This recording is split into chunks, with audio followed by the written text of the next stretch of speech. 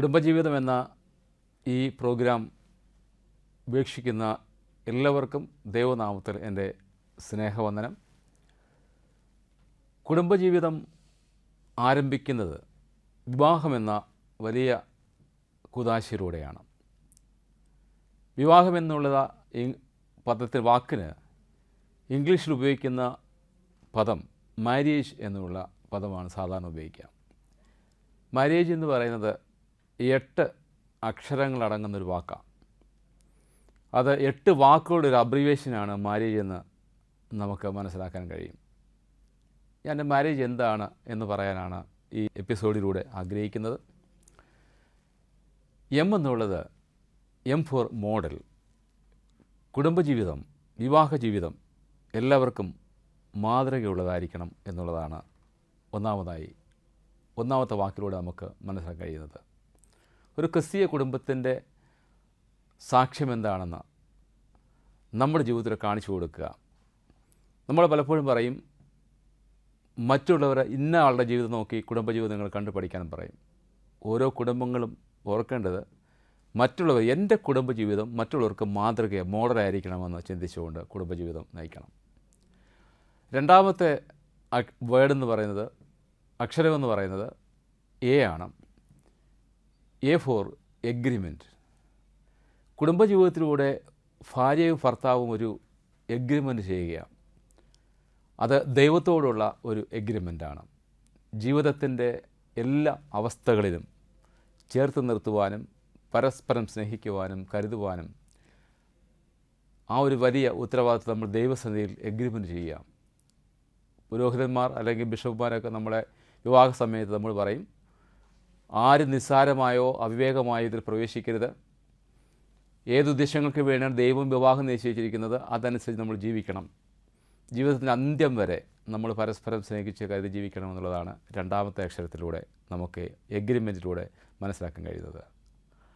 അടുത്ത അക്ഷരം ആറാണ്. ആറ് എന്നുള്ളത് ഒന്നാമതായിട്ട് റെസ്പോൺസിബിലിറ്റി. ഒരുപക്ഷെ കുടുംബജീവിതത്തിലേക്ക് പ്രവേശിക്കുന്ന സമയം വരെ നമ്മൾ സ്വതന്ത്രമായി ജീവിക്കുന്നു. എന്നാൽ കുടുംബജീവിതത്തിലേക്ക് പ്രവേശിക്കുമ്പോൾ പരസ്പരം ഉത്തരവാദിത്തങ്ങൾ ഏറ്റെടുക്കുന്നൊരു വലിയ ശുശ്രൂഷയാണിത്.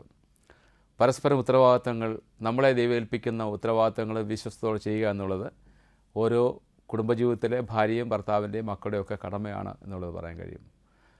നാലാമത്തെ വാക്കിലേക്ക് നമ്മൾ പോകുമ്പോൾ വീണ്ടും ഒരു ആറാണ്. ആ ആറ് സൂചിപ്പിക്കുന്നത് റെസ്പെക്റ്റ് ടു ഈച്ച് അതർ. നമ്മൾ പരസ്പരം ബഹുമാനിക്കുന്നവരായിരിക്കണം. കുടുംബജീവിതത്തിൻ്റെ ഏറ്റവും വലിയ വിജയം എന്ന് പറയുന്നത് ഭർത്താവിനെ ഭാര്യയെ ബഹുമാനിക്കുമ്പോൾ, ഭാര്യയെ ഭർത്താവ് ബഹുമാനിക്കുമ്പോൾ. ഒരുപക്ഷെ ആരും താഴെയുള്ളവരല്ല, എല്ലാവരും പരസ്പരം ബഹുമാനം കൊടുക്കുമ്പോൾ അവിടെയാണ് കുടുംബജീവിതത്തിൻ്റെ മഹത്വം ഏറുന്നത്. ഒരുപക്ഷെ നമുക്ക് വിദ്യാഭ്യാസം, ഭർത്താവിനേക്കാൾ കുറച്ച് വിദ്യാഭ്യാസം കുറവായിരിക്കാം ഭാര്യയ്ക്ക്, അല്ലെങ്കിൽ ഭാര്യയേക്കാൾ കുറച്ച് സാമ്പത്തികമായ ഭദ്രത ചിലപ്പോൾ ഭർത്താവിന് കുറവായിരിക്കാം. പക്ഷേ അങ്ങനെയൊക്കെ വരുമ്പോൾ അവരുടെ അടുക്കൽ പരസ്പരം ആരെയും താഴ്ത്തി കാട്ടാതെ പരസ്പരം ബഹുമാനിക്കുന്ന ഒരു ജീവിതമായിരിക്കണം കുടുംബജീവിതം നമുക്ക് സാധ്യമായി തീരേണ്ടത്. അടുത്ത ലെറ്റർ എന്ന് പറയുന്നത് ഐ ആണ്. I for intimacy. ഭാര്യ ഭർത്തൃ ബന്ധത്തിൽ, കുടുംബജീവിതത്തിൽ ഇൻറ്റിമസിക്ക് അല്ലെങ്കിൽ ഗാഢമായ ഒരു സൗഹൃദത്തിന് പ്രാധാന്യമുണ്ട്. നമുക്ക് വിദ്വേഷങ്ങളും പകയും ഒക്കെ നമ്മുടെ ജീവിതത്തിൽ പലപ്പോഴും ഉണ്ടാകും. പക്ഷേ എങ്കിലും നമ്മുടെ ഒരു ഭാര്യ ഭർത്തൃ ബന്ധത്തിൽ സൗഹൃദം എപ്പോഴും അവരോടുള്ള ഒരു ആത്മാർത്ഥമായ ഒരു കാര്യം ആവശ്യമാണ്. അടുത്തത് എ ആണ്. വീണ്ടും അത് അപ്രോച്ചബിൾ. ഏത് സമയത്തും നമുക്ക് ഭാര്യ ഭർത്തൃ ബന്ധം നമുക്ക് സമീപിക്കാൻ കഴിവുള്ളവരായിരിക്കണം. അടുത്ത അക്ഷരം എന്ന് പറയുന്നത് ജി. ജി എന്ന് പറഞ്ഞാൽ ഗ്ലോറിയസ് ആണ് കുടുംബജീവിതം എന്നുള്ളത് ജി എന്ന അക്ഷരത്തെ സൂചിപ്പിക്കുന്നു. ഏറ്റവും അവസാനത്തെ അക്ഷരം ഇ ആണ്. ഇ എന്നുള്ളത് എവർലാസ്റ്റിംഗ്. ജീവിത അന്ത്യം വരെ പരസ്പരം സ്നേഹിക്കുവാനും കരുതുവാനും അങ്ങനെയൊരു ജീവിതത്തിൻ്റെ അന്ത്യം വരെ നമ്മൾ നിൽക്കുന്നതാണ് കുടുംബജീവിതത്തിൻ്റെ മഹത്വം. അത്തരത്തിൽ ഞാൻ പറഞ്ഞത് വിവാഹം എന്നുള്ള, മാരേജ് എന്നുള്ള വാക്ക് 8 വാക്കുകളുടെ അബ്രിവേഷനാണ്. അതിൻ്റെ അർത്ഥം മനസ്സിലാക്കി ജീവിതത്തിൽ നമ്മൾ നിൽക്കുമ്പോൾ ജീവിതം അനുഗ്രഹപൂർണ്ണമായി തീരും. അതിനായി പരിശുദ്ധാത്മാവ് എല്ലാ കുടുംബങ്ങളെയും സഹായിക്കട്ടെ എന്ന് പ്രാർത്ഥിച്ചുകൊണ്ട് ഞാൻ എൻ്റെ വാക്കുകൾ ഉപസംഹരിക്കുന്നു. ദൈവം നമ്മെ അനുഗ്രഹിക്കുമാറാകട്ടെ.